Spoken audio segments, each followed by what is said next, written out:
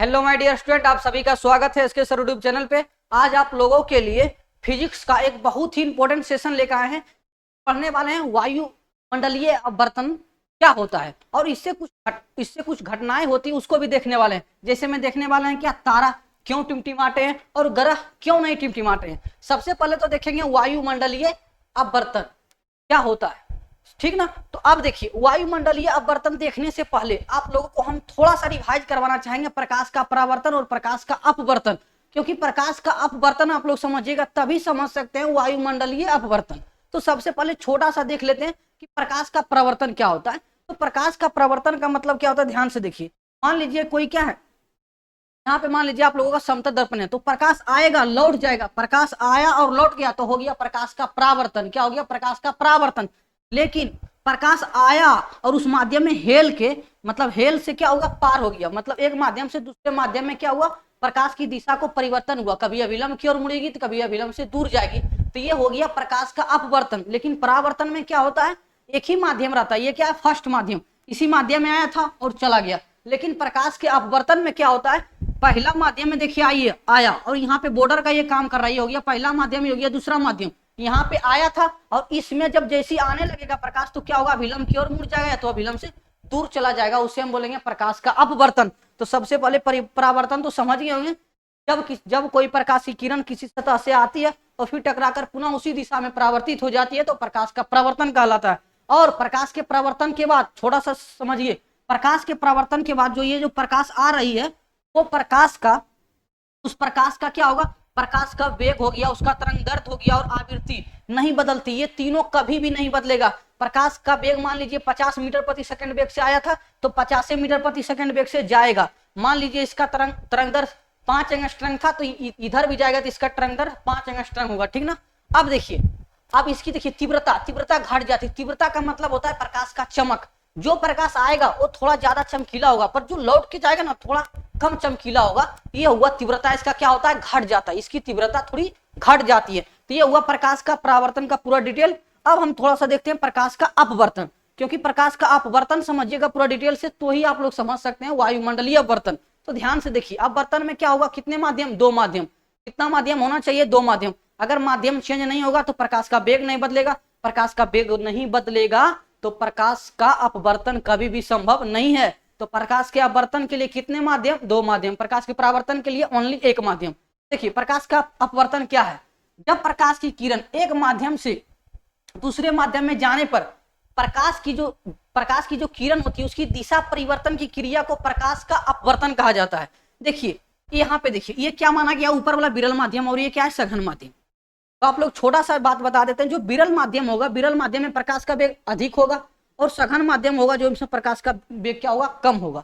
जैसे प्रकाश यहाँ पे आया पहला माध्यम में और जैसे ये दूसरा माध्यम में जाना चाहा तो प्रकाश का वेग क्या हो जाएगा, कम। जब जैसे इसमें प्रकाश का वेग कम हो जाएगा, बोलिएगा कम क्यों होगा सर, क्योंकि ये सघन माध्यम है जिसके कारण इसमें प्रकाश का वेग कम हो जाएगा और अभिलंब की ओर क्या होगा, मुड़ जाएगा, अभिलंब की ओर मुड़ जाएगा। ये डॉट डॉट करके लाइनें हैं, मतलब ये इधर जाना चाह रही थी लेकिन ये क्या हुआ, मुड़ गई। यही हुआ प्रकाश का अपवर्तन। ये पहला माध्यम था, ये दूसरा माध्यम है। अब देखिए यहाँ पे भी दिखाया गया, इस बार क्या दिखाया गया, ऊपर वाला सघन माध्यम है। सघन माध्यम है अर्थात प्रकाश का वेग क्या होगा, कम होगा। अब देखिए ये विरल माध्यम है तो इसमें प्रकाश का वेग क्या होगा, अधिक होगा। तो इसमें क्या होगा, जैसे ये प्रकाश की किरण यहाँ पे आती है और फिर यहाँ से क्या होगा, ये इस टाइप से जाना चाहती थी लेकिन अभिलंब से दूर भाग जाएगी। बोलिएगा सर अभिलंब से दूर क्यों भाग गया, क्योंकि ये सघन था, ये विरल था, ये क्या है, विरल माध्यम है जिसके कारण अभिलंब से दूर हट गई। ये क्या हुआ, प्रकाश का अपवर्तन। प्रकाश के अपवर्तन के लिए दो माध्यम का होना बहुत जरूरी है। अगर माध्यम चेंज नहीं होगा तो प्रकाश का अपवर्तन कभी भी नहीं होगा। तो प्रकाश के अपवर्तन के बाद ये जो प्रकाश आया था अब फिर ये इस माध्यम में चली जाती है तो उसकी क्या क्या चीज नहीं बदलती है, तो क्या बदल जाती है, ये एग्जाम में पूछता है। तो एग्जाम में पूछेगा क्या, देखिए नोट पॉइंट लिख के लेकर आए। प्रकाश का अपवर्तन के बाद प्रकाश का वेग, आयाम, तरंगदैर्घ्य बदल जाती है। प्रकाश का क्या होगा, वेग बदल जाएगा, आयाम बदल जाएगा और तरंगदैर्घ्य बदल जाएगा, जबकि आवृत्ति क्या होगा, आवृत्ति में कोई परिवर्तन नहीं होगा। तो यहीं से क्वेश्चन पूछेगा कि अगर मान लीजिए यहाँ पे जो आपतित हो रहा था प्रकाश, मान लीजिए 50 मीटर प्रति सेकंड वेग से आया है, तो ये बताइए इसमें क्या होगा, इसमें क्या होगा, घटेगा कि बढ़ेगा। तो आप लोग थोड़ा सा दिमाग लगा सकते हैं कि ये सघन माध्यम है तो इसमें कम होगा, तो 50 है तो विरल माध्यम में जाएगा तो क्या होगा, अधिक हो जाएगा, यानी 50 से ज्यादा हो जाएगा।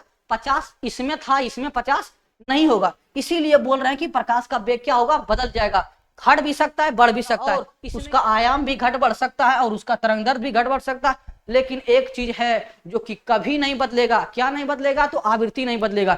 एग्जाम में क्वेश्चन आप लोगों को कुछ इस टाइप से पूछा जाएगा कि प्रकाश के अपवर्तन के बाद कौन सी राशि नहीं बदलती है, तो ऑप्शन नंबर बी में आप लोगों को मिलेगा आवृत्ति। क्या मिलेगा, आवृत्ति। प्रकाश के अपवर्तन के बाद आवृत्ति कभी भी नहीं बदलती है। अब देखिए यहां से क्वेश्चन पूछेगा कि प्रकाश के अपवर्तन के लिए कौन सा उदाहरण है, मतलब प्रकाश के अपवर्तन पे कौन कौन सा घटनाएं होती है, ये आप भी बोल सकते हैं। जैसे में पानी में डूबा हुआ सिक्का उठा हुआ प्रतीत होना प्रकाश के अपवर्तन के कारण होता है। अब देखिए पानी में डूबा हुआ नींबू या गेंद क्या होगा, चपटा दिखाई देगा, चपटा इस टाइप से दिखाई देगा, इस टाइप से क्या करेगा, दिखाई देगा। ये भी प्रकाश के अपवर्तन के कारण होता है। ये थोड़ा देख लीजिए, फिर हम देखने वाले हैं कि प्रकाश क्या वायुमंडलीय अपवर्तन भी देखेंगे। थोड़ा सा ये देख लीजिए, इंपॉर्टेंट लगा इसलिए लेके आए। पानी में डूबा आधी लकड़ी टूटी हुई यानी टेढ़ा दिखाई देना प्रकाश के अपवर्तन के कारण ही होता है।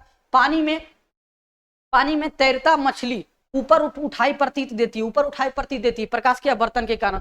पानी से भरी बाल्टी उसकी गहराई कम प्रतीत होना, तारों का टिमटिमाना भी हो गया। और देखिए सुबह या शाम के समय सूर्य का बड़ा दिखना, सूर्योदय के कुछ समय पूर्व ही सूर्य का क्या दिख जाना, क्या होगा, प्रकाश के अपवर्तन के कारण ये सारी घटनाएं होती है। कोई भी ये घटना देखिए एग्जाम में आप लोगों से पूछ सकता है।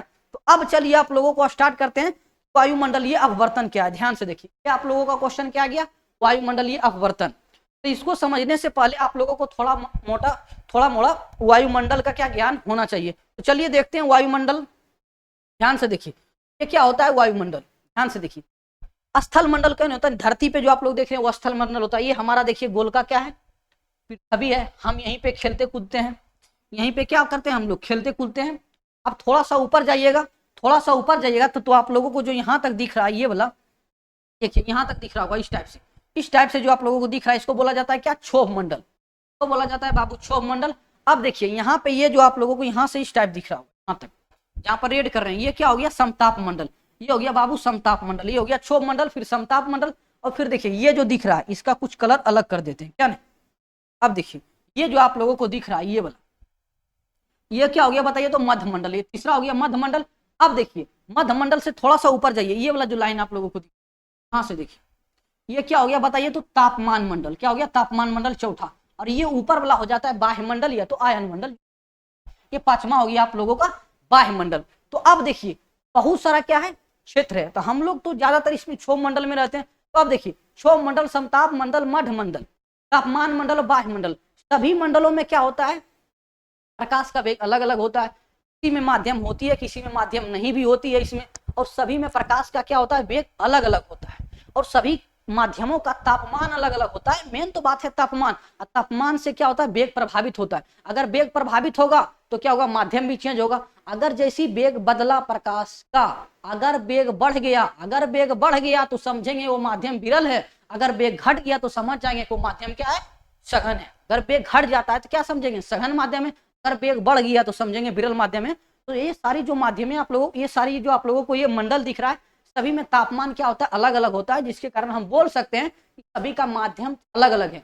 जब माध्यम अलग अलग है तो प्रकाश जब इधर से, यहाँ से मान लीजिए प्रकाश इधर आएगा तो प्रकाश का अपवर्तन तो जरूर होगा, प्रकाश का अपवर्तन होगा। लेकिन प्रकाश का अपवर्तन वायुमंडल में हो रहा है, इसीलिए हम बोलेंगे प्रकाश का वायुमंडल, प्रकाश का क्या हो रहा है, वायुमंडलीय अपवर्तन हो रहा है। प्रकाश का वायुमंडलीय अपवर्तन हो रहा है, क्यों, क्योंकि ये वायुमंडल में हो रहा है अपवर्तन।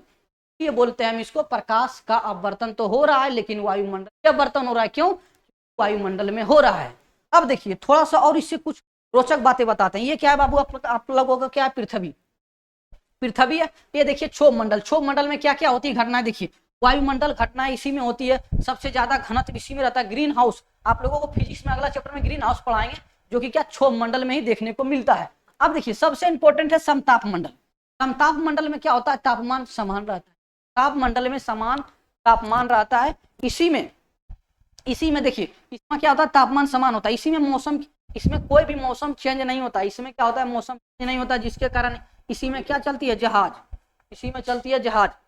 इसका क्या होता है, इसका तापमान समान रहता है, जिसके कारण इसी में क्या होता है, जहाज चलाया जाता है। बोलिएगा सर इसी जहाज क्यों, इसमें और इसमें क्यों नहीं, क्योंकि जब तापमान चेंज होता है तो जहाज ऊपर नीचे होता है। लेकिन जब तापमान समान रहेगा तो जहाज को चलने में कोई दिक्कत नहीं होगा। तो समताप मंडल में क्या चलता है, जहाज चलता है। समताप मंडल में ही ओजोन परत पाया जाता है। ओजोन परत जो आप लोग पढ़ते हैं ना, ओजोन परत, वो समताप मंडल में पाया जाता है। और समताप मंडल में पाया जाता है ओजोन परत। और किससे नुकसान होता है, तो क्लोरोफ्लोरोकार्बन। क्लोरोफ्लोरोकार्बन कहाँ निकलेगा, आप लोग सेंट उंड मारते होंगे, उससे भी क्लोरोफ्लोरोकार्बन क्या होता है, निकलता है। तो ये तो आप लोगों को थोड़ा सा बेसिक बातें बताएं, एग्जाम में पूछेगा तो आप लोग बताइएगा। तो वायुमंडल के बारे में आप लोगों को पता चल गया होगा कि मंडल कितने, 5 है। सभी मंडल का तापमान अलग अलग होता है और वेग भी अलग अलग होता है, जिसके कारण वहां पे क्या होता है, वायुमंडलीय अपवर्तन होता है। इसका थोड़ा सा परिभाषा देखिए, वायुमंडलीय अपवर्तन से आप क्या समझते हैं। तो वायुमंडल में सभी जगह का तापमान एक समान बिल्कुल भी क्या होता है, नहीं होता है। जिससे ध्यान से देखिएगा, तो वायुमंडल में जब प्रकाश की किरणें एक माध्यम से दूसरे माध्यम में प्रवेश करती है तो वायुमंडल में ही इस प्रकाश का अपवर्तन होता है। तो वायुमंडल में होने वाली इस अपवर्तन को वायुमंडलीय अपवर्तन कहा जाता है। वायुमंडल में ही होता है अपवर्तन, इसीलिए हम बोलते हैं वायुमंडलीय अपवर्तन। कोई दिक्कत हो रहा है अपवर्तन, यहाँ भी माध्यम चेंज हो रहा है लेकिन वायुमंडल में चेंज हो रहा है, इसीलिए हम इसको बोलते हैं वायुमंडलीय अपवर्तन। वायुमंडलीय अपवर्तन आप लोगों को बिल्कुल समझ में आ गया होगा। वायुमंडल के भी बारे में थोड़ा बहुत जानकारी हम आप लोगों को दिए हैं। तो अब देखिए आधारित 2 क्वेश्चन आएगा, ध्यान से देखिएगा। वायुमंडलीय अपवर्तन के कारण कौन कौन सी घटनाएं होती है, इससे 2 घटनाएं होती है। सबसे पहला घटना होता है तारा क्या होता है, टिमटिमाना। तारा का टिमटिमाना वायुमंडलीय अपवर्तन के कारण। और देखिए गर्म हवा का ऊपर उठ जाना, गर्म हवा का क्या होगा, ऊपर उठ जाना, वायुमंडलीय अपवर्तन के कारण होता है। अब देखिए क्वेश्चन ये आएगा कि तारा का टिमटिमाना के क्या कारण है, अर्थात तारे क्यों टिमटिमाते। किसी भी तरह से आप लोगों को क्वेश्चन पूछेगा, आंसर तो आप लोगों को इसी तरह से देना है। अगर ऑब्जेक्टिव में पूछेगा कि तारा क्यों टिमटिमाता है तो ऑप्शन नंबर बी में आप लोगों को मिलेगा वायुमंडलीय अपवर्तन। क्या मिलेगा, वायुमंडलीय अपवर्तन। अपवर्तन, प्रकाश का अपवर्तन बिल्कुल भी नहीं मारिएगा। यदि ऑप्शन में अगर बोलिएगा सर ऑप्शन में वायुमंडलीय अपवर्तन है ही नहीं, वायुमंडलीय अपवर्तन नहीं है, तो आप लोगों को उस समय मारना पड़ेगा क्या, प्रकाश का अपवर्तन। प्रकाश का क्या मारना पड़ेगा, अपवर्तन। इसीलिए प्रकाश के अपवर्तन में भी ये कारण हम दिखाए थे आप लोगों को। कभी कभी ऑप्शन में नहीं रहेगा, अगर ऑप्शन में है तो आप लोगों को ऑप्शन लगाना है वायुमंडलीय अपवर्तन। तो ध्यान से देखिए तारे क्यों टिमटिमाते हैं, इसका कारण देखिए। वायुमंडलीय अपवर्तन के कारण तारों से निकलने वाली प्रकाश की तीव्रता मतलब होता है उसकी लाइट, कभी बढ़ती है तो कभी घटती, कभी बढ़ती है तो कभी घटती दिखाई देती है। अर्थात क्या होता है, तारा टिमटिमाते हैं। बस छोटा सा कारण आप लोगों को लिखना है, वायुमंडलीय अपवर्तन के कारण, क्योंकि उसमें बहुत सारा क्या होता है, मंडल होता है, जिसके कारण क्या होता है। अब जैसे मान लीजिए प्रकाश की किरण आ रहा है, अगर मान लीजिए इसकी क्या है, सघन माध्यम, ये मान लीजिए क्या है, विरल, ये मान लीजिए क्या है, विरल, ये मान लीजिए क्या है, सघन है। तो क्या होगा, धीरे धीरे ऐसे भी जो ऊपर से नीचे आएगा तो सघन होता जाएगा, तो सघन होता जाएगा। तो ये मान लीजिए अभिलंब है, तो क्या होगा, अभिलंब की ओर मूर्ति जाएगी, इस तरफ से मूर्ति जाएगी। तो मान लीजिए ये प्रकाश जो ना इस साइड से आ रहा था, तो ये जाना चाह रहा था इधर, लेकिन ये सघन माध्यम में नीचे में क्या होगा, सघनता बढ़ता जाएगा। तो ये अभिलंब मान लीजिए, तो क्या होगा, अभिलंब की ओर मूर्ति जाएगी, अभिलंब की ओर क्या होगी, मूर्ति जाएगी, जिसके कारण तारे टिमटिमाते हैं। तो बस आप लोगों को छोटा सा ही आंसर देना है, बस मात्र छोटा सा। वायुमंडलीय के अपवर्तनांक के कारण तारे से निकलने वाली प्रकाश की तीव्रता कभी बढ़ती है तो कभी घटती है, अर्थात तारे टिमटिमाते हैं। बस इतना छोटा क्वेश्चन लिखना है। अब देखिए एक क्वेश्चन और बन जाता है इसमें, ग्रह क्यों नहीं टिमटिमाते, ग्रह नहीं टिमटिमाते क्यों। मंगल ग्रह, बुध ग्रह, जो शनि ग्रह आप लोगों को दिखता है, ये ग्रह टिमटिमाते क्यों नहीं है। देखिए इसका क्यों नहीं टिमटिमाते, इसका कारण देखिए, तारों की अपेक्षा ग्रह जो है ना पृथ्वी के काफी नजदीक है। पृथ्वी एक क्या है, सूर्य क्या है, ग्रह ही है। ग्रह क्या है, ये ग्रह है पृथ्वी के काफी नजदीक है, जिसके कारण इसका वायुमंडलीय अपवर्तन का औसत लगभग 0 के बराबर होता है। अर्थात हम कह सकते हैं कि इसका वायुमंडलीय अपवर्तन होता ही नहीं, क्योंकि काफी नजदीक है। बहुत ज्यादा दूर रहेगा तब ना, अगर बहुत ज्यादा दूर रहेगा तो उसमें बहुत सारा मंडल आएगा तो प्रकाश का अपवर्तन होगा। लेकिन ग्रह बहुत नजदीक है, मान लीजिए बहुत ज्यादा नजदीक है, इसके कारण क्या होगा, डायरेक्ट आ जाएगा प्रकाश, डायरेक्ट प्रकाश आ जाएगा। ये मान लीजिए कोई ग्रह, इसका कोई लाइट है, तो ये डायरेक्ट ये पृथ्वी पे आ गया तो हम लोगों को ये डायरेक्ट दिख जाता है। क्या होगा, ये डायरेक्ट दिख जाएगा, अर्थात वायुमंडलीय अपवर्तन नहीं होगा, जिसके कारण ग्रह नहीं टिमटिमाते। मात्र एक लाइन में कारण दीजिएगा कि पृथ्वी के काफी नजदीक है ग्रह, जिसके कारण वहां पे वायुमंडलीय लगभग ना के बराबर होता है, जिसके कारण ग्रह आते हुए नहीं प्रतीत होती है। तो ये 2 क्वेश्चन आप लोगों को दिए थे, लेकिन मेरा एक अगला पार्ट आएगा इसमें, इसमें आप लोगों को जानने को मिलेगा कि प्रकाश का परिकिरणन क्या है, और प्रकाश के परिकिरणन पे घटनाएं जो होती है, जैसे में आकाश का नीला दिखाई देना, खतरा का संकेत लाल क्यों बनाया जाता है, और देखिए सूर्योदय और सूर्यास्त के समय लाल क्यों दिखता है, अंतरिक्ष यात्री को आकाश काला क्यों प्रतीत होता है, टिंगल प्रभाव क्या है, ये सब बातें आप लोगों को अगले वीडियो में मिलेगा। तो आज के लिए यहीं तक, मिलते हैं नेक्स्ट वीडियो में, तब तक के लिए जय हिंद।